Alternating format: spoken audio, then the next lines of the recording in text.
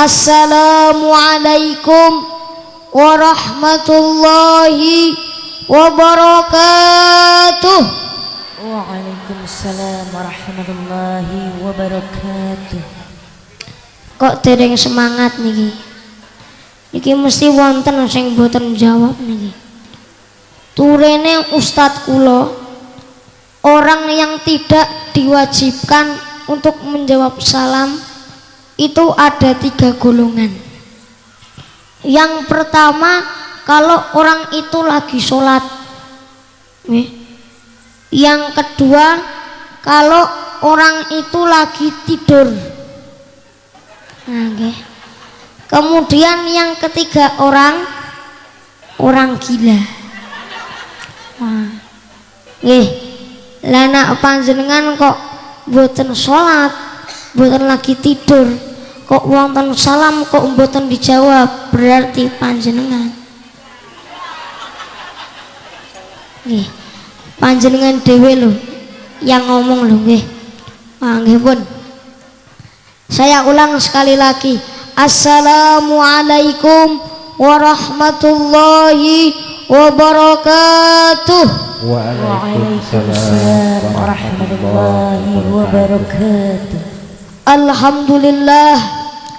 Alhamdulillahilladzi an'amana bi ni'matil imani wal islam wa nusalli wa nusallimu ala khairil anam.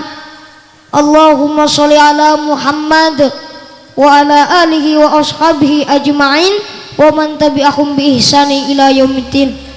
Asyhadu an la ilaha illallah wahdahu la syarikalah wa asyhadu anna Muhammadan abduhu wa rasuluh la nabiyya wa la rasula ba'dah.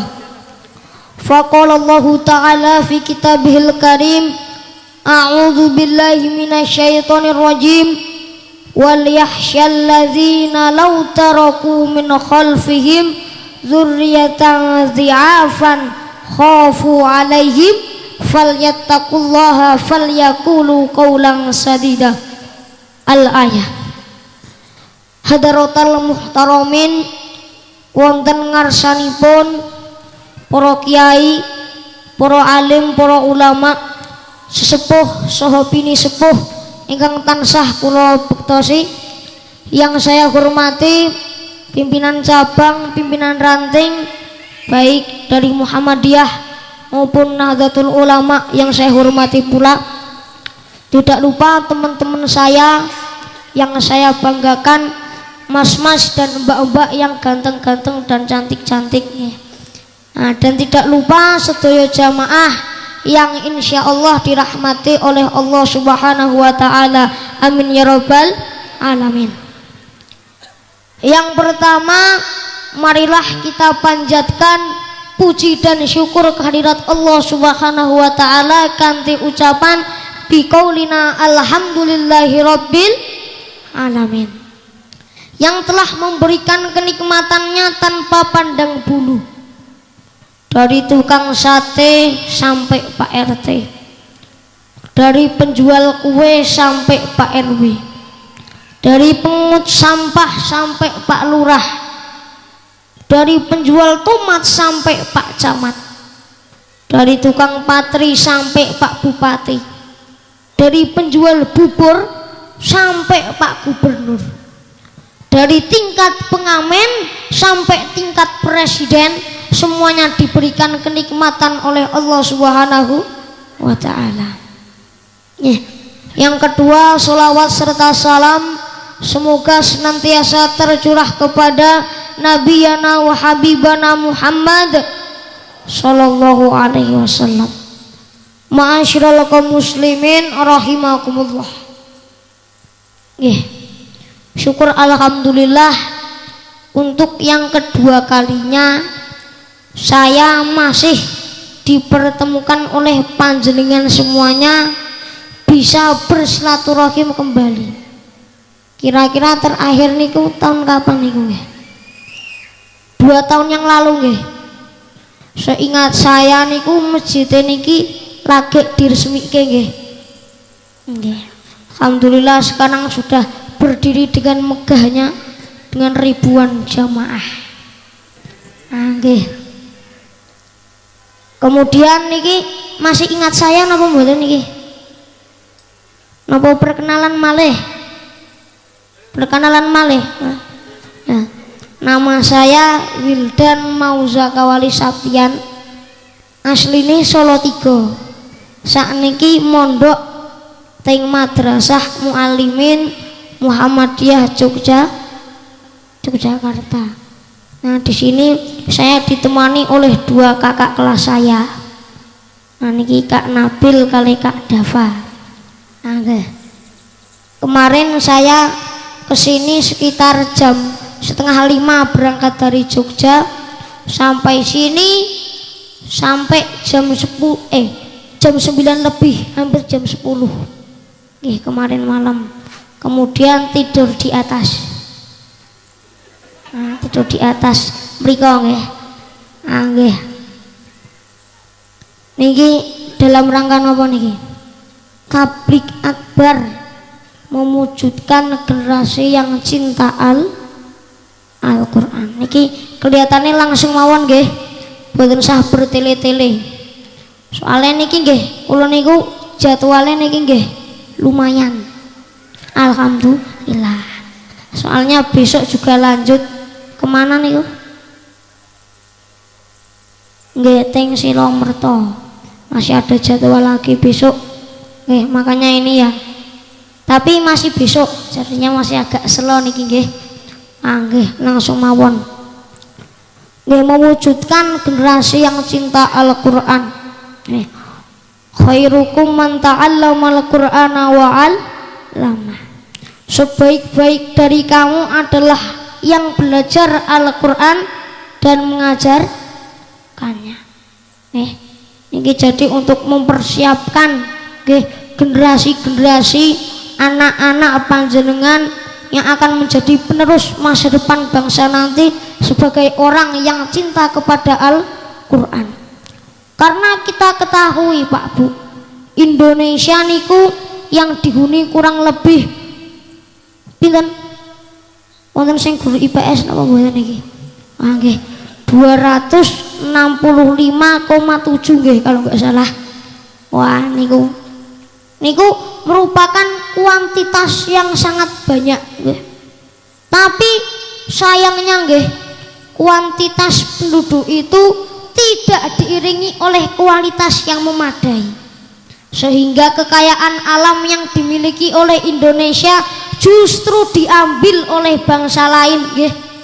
Seperti proyek Exxon di Aceh, Freeport di Papua, dan masih banyak lagi kasus eksploitasi tanpa memandang norma dan etika. Sementara itu kita sebagai rakyat Indonesia hanya sebagai penonton belaka, melihat harta kekayaan milik negara diambil oleh bangsa lain, dieksploitasi oleh bangsa lain yang lebih tinggi intelektualnya. Sungguh ironis, Indonesia adalah negara yang kaya raya, tapi masih ada sebagian rakyatnya yang hidup dalam keadaan miskin dan papa. Nah, sekarang bagaimana solusinya agar kita itu dapat membentuk generasi penerus yang berkualitas, yang nanti akan menjadi harapan masa depan bangsa dan negara? Itu kira-kira bagaimana? Maka salah satunya tadi adalah imbang antara iman kalih ilmu, dan salah satunya adalah generasi yang Qur'ani.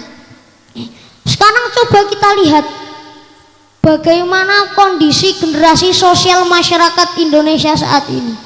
Apakah sudah baik? Kenyataannya kita tidak mungkin menghindar dari fakta-fakta yang beredar. Ternyata telah mencerminkan lemah dan rendahnya karakter dan moral anak bangsa. Maka tak heran jika setiap hari kita saksikan realita masyarakat yang menunjukkan aksi-aksi yang tidak bermartabat, seolah ajaran etika dan moral tidak lagi membawa manfaat karena semakin maraknya tempat-tempat maksiat, bahkan akidah pun bisa meloncat. Astaghfirullahaladzim. Maka solusi tadi di mana menanamkan keimanan dan keilmuan kepada generasi muda ini saya rasa merupakan solusi yang tepat untuk mewujudkan generasi yang berkualitas. Ini dengan landasan Al-Quran surah Al-Mujadalah ayat 11. A'udzubillahi minasyaitonirrajim. Yarfa'illahu allazina amanu minkum wallazina utul ilma darajat. Niscaya Allah akan meninggikan derajat orang-orang yang beriman di antaramu dan orang-orang yang diberi ilmu pengetahuan beberapa derajat. Nggih, niki iman dan ilmu niki merupakan satu hal yang tak terpisahkan. Suatu kondisi yang harus terpenuhi jika kualitas hidup hendak ditingkatkan. Keimanan tanpa keilmuan hanya akan membentuk pribadi-pribadi yang statis. Sedangkan keilmuan tanpa keimanan hanya akan menghasilkan manusia-manusia ingkar yang kelak pada masanya hanya akan melakukan kerusakan-kerusakan di muka bumi. Nabi kita sinten? Nabi Muhammad sallallahu alaihi wasallam pernah bersabda, "Man arada dunya fa alaihi bil ilmi wa man arada al akhirata fa alaihi bil ilmi wa man aradahuma fa alaihi bil ilmi." Barang siapa yang menginginkan dunia harus dengan ilmu. Barang siapa yang menginginkan akhirat harus dengan ilmu. Dan barang siapa yang menginginkan keduanya niki nggih harus dengan apa, Pak? Dengan apa, Bu? Ilmu. Dengan ilmu. Nah, sekarang yang menjadi pertanyaannya, bagaimana nggih kita sedaya lan panjenengan sami niki dapat mewujudkan generasi yang imbang antara iman dan ilmunya? Salah satunya kita kembali ke Quran, kita menjadi seorang yang Qurani. Kemudian terus yang ada di dalam Quran ini kita amalkan dalam kehidupan sehari-hari. Jadi jika kita ingin membentuk generasi yang berkualitas tadi, kita kembali ke Quran. Bagaimana dulu Ibrahim muda yang dengan kegigihannya mencari Tuhan, ibaratnya kritis nggih. Berpikir nih Nabi Ibrahim, mosok batu seperti ini kok disembah, berhala seperti ini kok disembah, padahal kan mboten iso ngomong nggih. Gur meneng ngeten iki tok. Terus disembah ngoten niku nggih. Nah, ngoten niku. Masa itu disembah? Nah, kemudian akhirnya beliau mencari Tuhan. Kemudian setelah beliau mendapatkan Tuhannya, yaitu Allah Subhanahu wa taala, beliau beramar ma'ruf nahi munkar. Dia mengajak kepada kaumnya untuk beriman kepada Allah. Dimana tercantum dalam Al-Quran surah Al-Anbiya ayat 58, faja'alahum judadzan illa kabiran lahum la'allahum ilaihi yarji'un. Maka Ibrahim menghancurkan berhala-berhala itu berkeping-keping kecuali yang terbesar yaitu induknya, supaya mereka kembali untuk bertanya kepadanya. Nah, seperti itu. Kemudian kita kembali kepada bagaimana anak dari Nabi Ibrahim, Nabi Ismail, di mana ketaatannya kepada orang tua dan mematuhi perintah Allah, ketaatannya kepada orang tua, birrul walidain dan lain sebagainya. Kemudian kita kembali pada Nabi Yusuf, di mana saat masih kecil ditelantarkan oleh saudara-saudaranya, diceburkan di sumur, kemudian dijual dengan harga yang murah tapi beliau memanfaatkan potensi yang dimilikinya. Apa? Kegantengannya. Wis. Niki sing ganteng angkat tangan.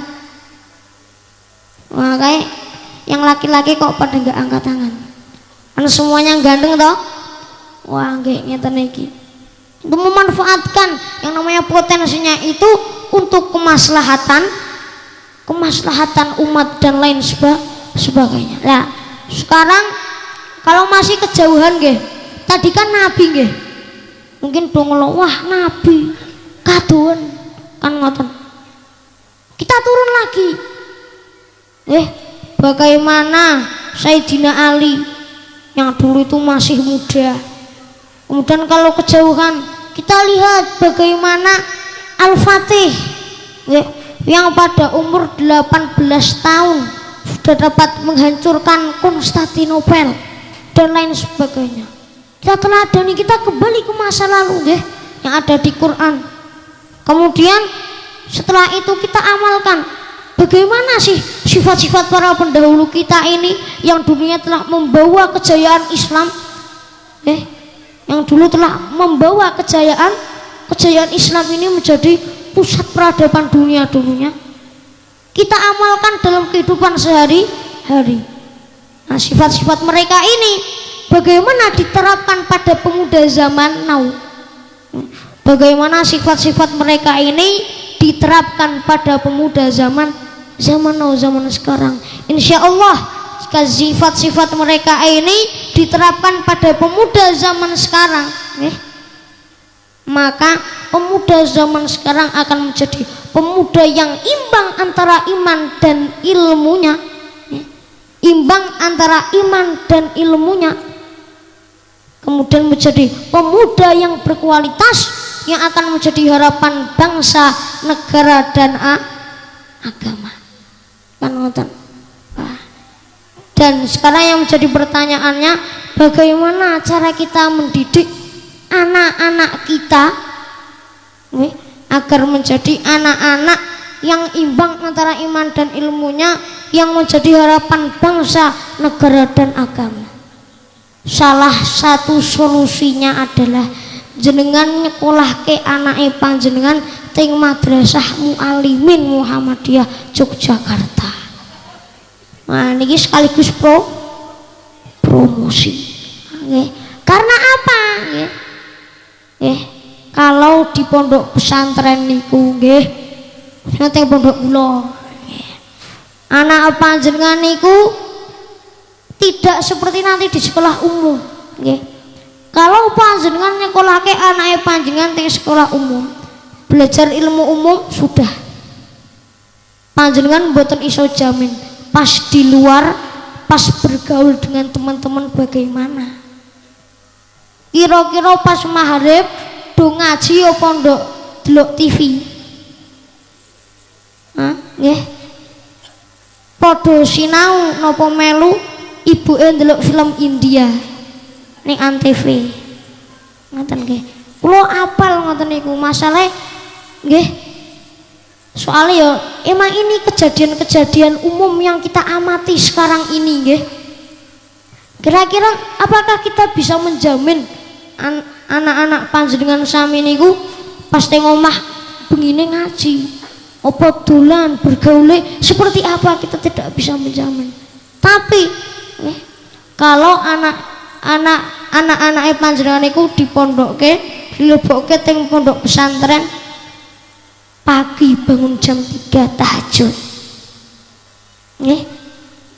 tahajud, habis itu ngaji ngenteni subuh sholat berjamaah, ngaji malih, terus siap-siap nanti mandi berangkat ke sekolah. Kalau di tempatnya saya kan sekolahnya agak sampai sore, habis sholat asar di sekolah terus pulang. Pulang niku nggih nak teng tempate kula enten halakoh sore niku nggih, nak mboten halakoh nak mangke enten ilmu tajwid, ening belajar nopo. Terus selain itu bahasa napa Pak Bu? Bahasa, language, speaking, kemampuan kita dalam bahasa karena kita ketahui Pak Bu, Indonesia ini letak geografisnya itu terletak di antara dua benua. Benua nopo? Asia lan Australia. Wah, niki pun pinter-pinter niki. Pripun Mbah mau benua Asia lan Australia. Kemudian terletak di antara dua samudra. Samudra napa? India kalih Pasifik. Lah niki letak Indonesia niki sangat strategis nih. Sangat strategis. Nah terus besok ketika tahun 2020 ke atas, ketika perdagangan dunia ini pecah, maka nanti kan dari barat sana memiliki kan mesti melewati yang namanya itu Indonesia. Lah niku kan nggih pakai bahasane bahasa asing nggih. Nah mangke anak-anak panjenengan sami generasi penerus tidak bisa berbahasa. Ya nanti bangsa Indonesia akan semakin tertinggal. Nah, maka harus yang namanya ada bahasa. Nah, kemudian selain itu habis maghrib nanti maghrib yuk ngaji. Terus habis maghrib terus nanti makan seumpama. Terus nanti ada belajar malam. Nah, jadi belajarnya juga terjamin. Jadi nanti ilmu dunianya didapat, kemudian ilmu yang ada di akhirat yaitu ilmu agama itu juga didapat. Jadi semuanya akan didapatkan kan ngoten. Nggih, niki sakderenge kula lanjut, kula tak minum rumiyin nggih. Ngelak nggih. Nah niki saya masih sama seperti yang dulu. Bawa minum sendiri. Teringat 2 tahun yang lalu. Tapi karena ini dicepaki. Karena niki dicepaki pekewoh nak mboten diminum nggih. Wah makanya saya minum sing dicepaki niki nggih. Sing pundi niki? Aku mawon. Ngoten nggih. Sedap tak minum. Duduk.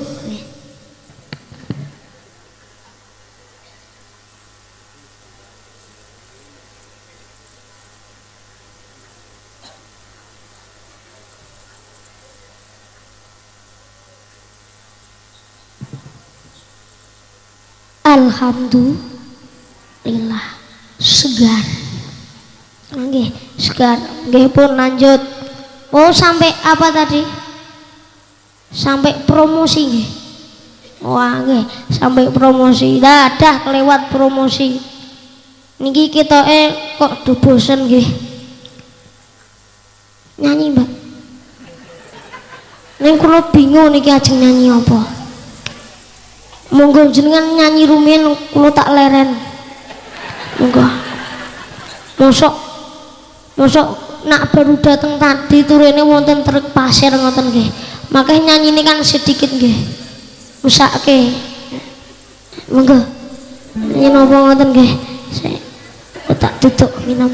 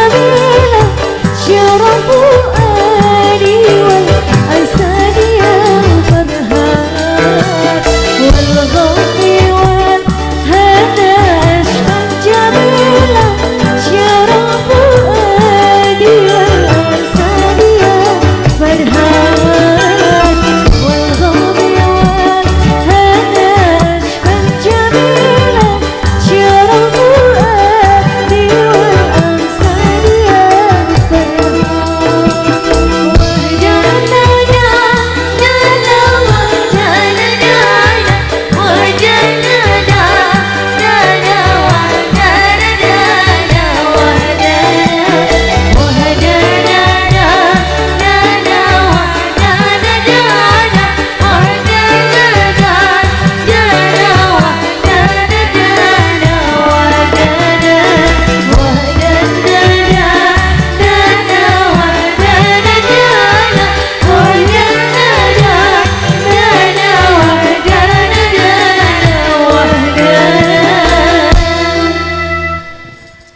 Bun, nggih pun.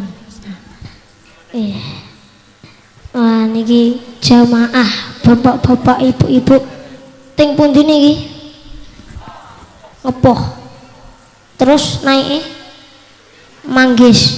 Terus naik malih leksono. Wah nggih. Kula niki sing penasaran manggis. Dari dulu pas 2 tahun yang lalu iki namine nggih tetep manggis. Tapi pertanyaannya buahnya salah. Manggis tapi buahnya salah. Nggih sampai sekarang kula nate mriki niki diajari teknik salah. Cerot ngeten. Dimripun nggih? Dipetek ngeten nggih. Krek ngoten. Kula sampai sekarang mboten saged. Ngoten niku nggih. Wah. Nggih lanjut. Nah niki selain tadi nggih setelah saya menerangkan generasi penerus bangsa yang akan menjadi harapan bangsa, negara dan agama, yaitu pemuda yang imbang antara iman dan ilmunya dan juga Qur'ani. Karena memang kita ketahui besok tuh pas mau kiamat nggih ilmu agama nanti itu dianggap tidak penting. Maka tadi saya sampaikan pentingnya itu anak-anak disekolahkan di pondok pesantren, salah satunya di pondok saya. Anak nggih. Niki syukur alhamdulillah nggih. Kula niki nak ngeten niki ayem. Di atas dusun Ngepoh niki kados di atas langit. Dingin nggih, sejuk. Ona pagi-pagi mau hajing-hajing ngoten terus nggih.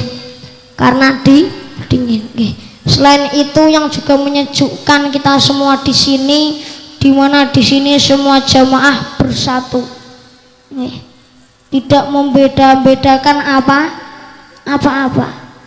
Nih, entah di mana kita ketahui di Indonesia ini berbagai banyak suku, berbagai banyak napa niku adat istiadat, banyak juga agama. Kula sing buat ayem niki nggih niki antara NU dan Muhammadiyah semuanya pada bersatu. Karena pada akhir-akhir ini tahun-tahun ini niki merupakan tahun politik, tahun krusial. Jangan sampai karena perbedaan memilih calon pemimpin ini umat Islam menjadi pecah belah. Nih, kalau seperti ini semuanya bersatu nggih. Memang tujuan dari pengajian salah satu ini adalah juga untuk mempersatukan umat. Nggih. Karena emang silaturahim seperti ini sekarang langka. Mau panjenengan ketemu siap hari, tapi hanya lewat nopo? HP kan ngoten. Hanya lewat WA, hanya lewat Facebook. Sing cak enom yo ge ijek lewat Instagraman. Nggih, dan lain sebagainya. Nah, nak jarang bertemu niki kan akhirnya salah paham. Sok dong. Aduh, ya. Nah, cuman konfirmasi lewat HP ngoten niku akhirnya salah paham, akhirnya timbullah permusuhan, perselisihan di antara kita. Maka kula niki nak ndelok kaya ngene iki ayem. Ayem apalagi dengan suasana seperti ini, kemudian didukung dengan persatuan umat seperti ini. Jangan sampai tadi karena salah apa niku beda pilihan sampai terpecah belah. Sekarang saya tanya, kalau anak panjenengan niku sakit, niku yang nilai anak panjenengan sinten? Tetangga. Nah anaknya panjenengan sakit yang nilai siapa? Tetangga. Lah kok karena karena bapak ibu niki beda pilihan ngantek kisru kali tetanggane. Padahal yang dipilih niku mboten nilai anak jenengan anak sakit. Kan ngoten? Leres napa mboten? Wah, jadi tetap harus rukun antara tetangganya. Ya. Niki pun gur tak sisipi niki mergo gek trending topik nggih. Kita kembali ke tema. Mewujudkan generasi yang cinta Al-Qur'an. Jadi anak panjenengan niki memang harus yang namanya cinta pada Al-Qur'an. Karena apa? Iqra'ul Qur'ana fa innahu ya'ti yaumul qiyamah syafi'an li ashabi. Bacalah Al-Qur'an, nggih, karena sesungguhnya Al-Qur'an yang kalian baca akan memberikan syafaat kelak di hari kiamat. Apalagi anak-anaknya panjenengan niki yang sudah Al-Qur'an niku mesti digiati dalam membaca. Soalnya banyak dari teman-teman saya dulu itu nggih, teman-teman rumah niku kalau sampun hatam Al-Qur'an, bisa membaca Al-Qur'an dengan lancar, SMP nih itu udah nggak mau ngaji, niku sudah tidak mau ngaji. Padahal akan saya tekankan ini, dapat membaca Al-Qur'an nggih niku merupakan kunci untuk kita mempelajari Al-Qur'an. Napa Pak Bu?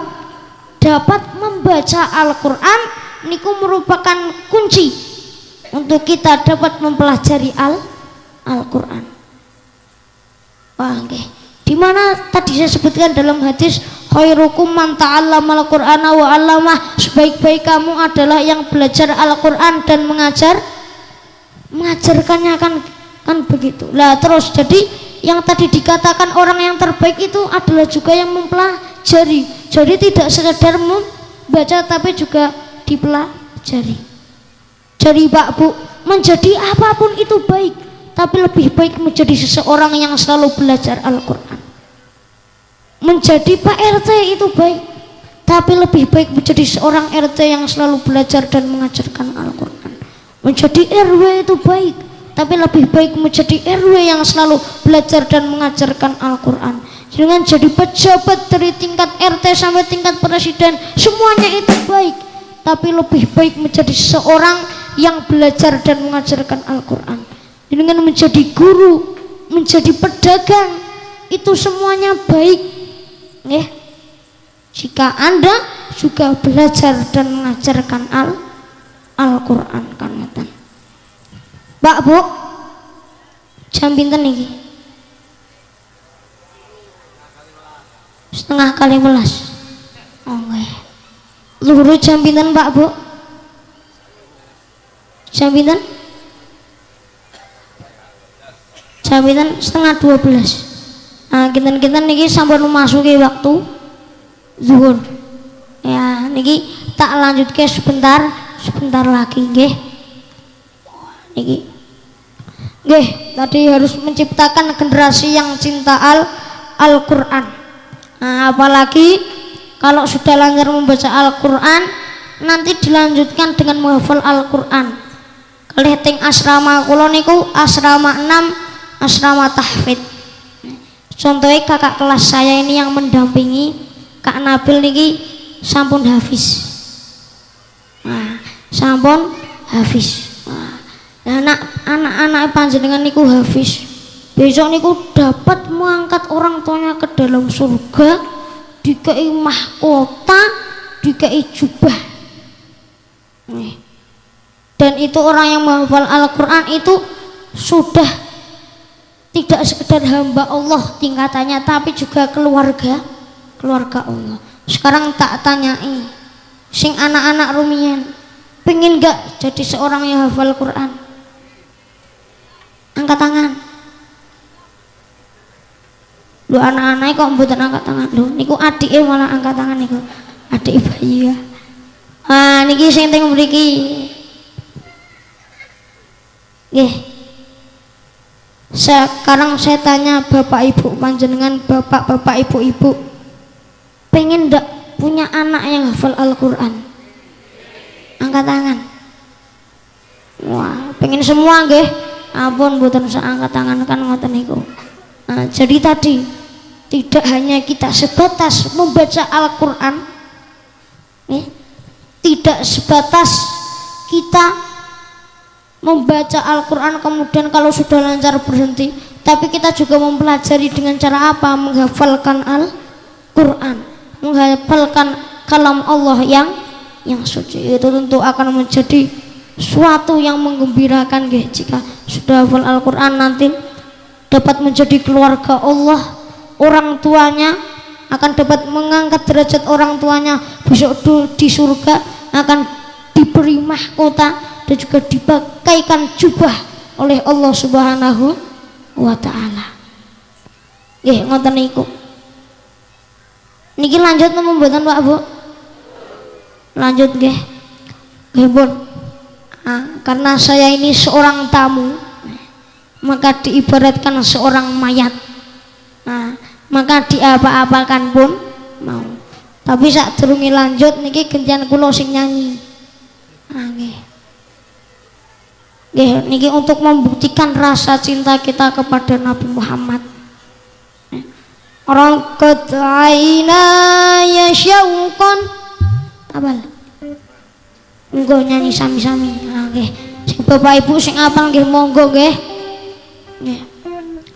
Orang kataina ya syauqan wali taibata dharufata ashqan fa'ataitu ila bibi fahda ya qalbu wa rifqan salli ala Muhammad assalamu alaika ya Rasulullah.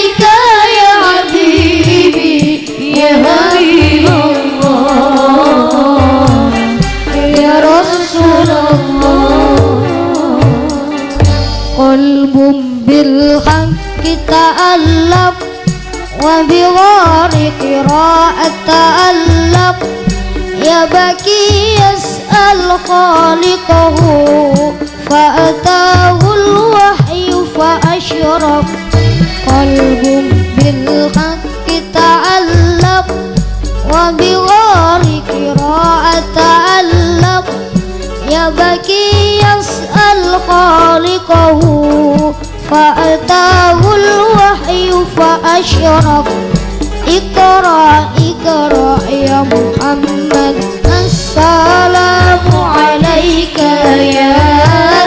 يا رسول الله السلام عليك يا حبيبي يا حبيب الله السلام عليك يا رسول الله السلام عليك يا حبيبي يا حبيب الله. قلب بالحق تألق وبغار قراءة تألق يبكي يسأل خالقه فأتاه الوحي فأشرق اقرأ اقرأ يا محمد